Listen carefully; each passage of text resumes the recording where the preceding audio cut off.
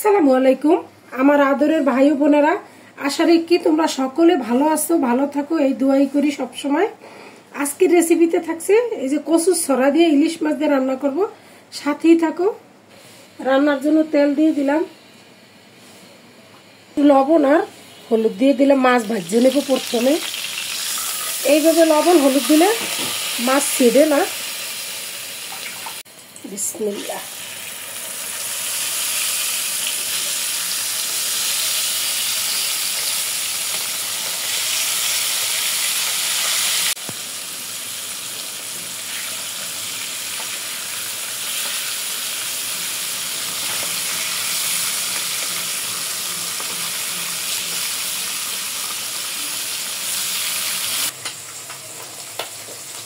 কচুর ছড়াটা একটু ভাত দিয়ে নিতে হবে, সামান্য একটু হলুদ দিয়ে দিলাম।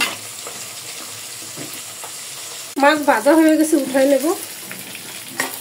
মাছটিতে অনেক তেল আছে অবশ্য।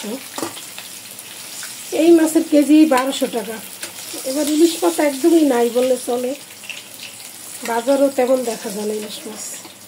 এর ভিতরে আর একটু তেল দিয়ে দেবো, পেঁয়াজ দিয়ে দেবো।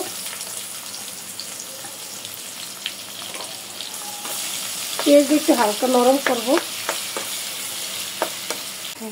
পেঁয়াজটা মোটামুটি নরম হয়ে গেছে, মশলা দিয়ে দেব। একটু আদা বাটা, রসুন বাটা,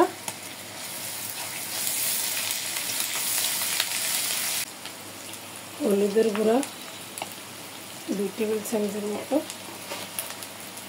স্বাদ মতো লবণ,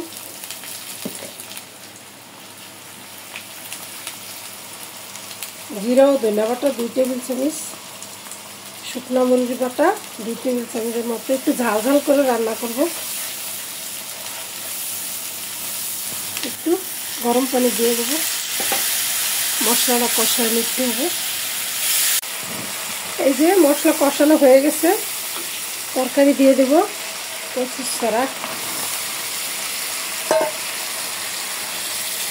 ভালোভাবে মশলার সাথে মিশিয়ে দেবো।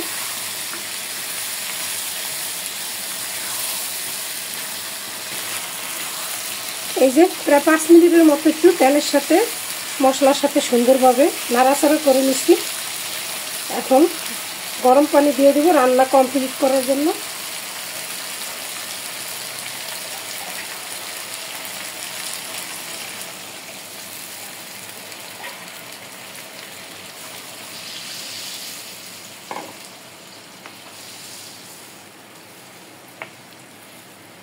ঢাকনা দিয়ে দিব 10 মিনিটের জন্য।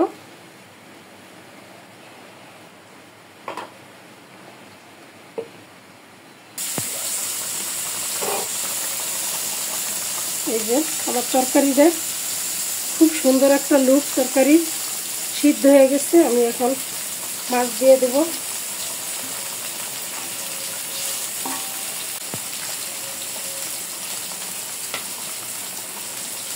আর 2 মিনিট রান্না করব।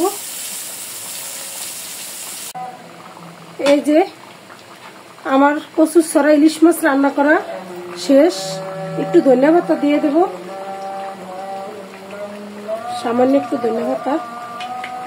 এই সময় এই ছড়া দিয়ে ইলিশ মাছ খেতে অনেক মজা, কারণ ইলিশ মাছে প্রচুর তেল থাকে। তো তোমরা বাসা অবশ্যই ট্রাই করে দেখো, গরম ভাতের সাথে অনেক মজা হয় খেতে। যে যেখানে আছো ভালো থাকো, আল্লাহ সকলকে ভালো রাখুক। আল্লাহ হাফেজ।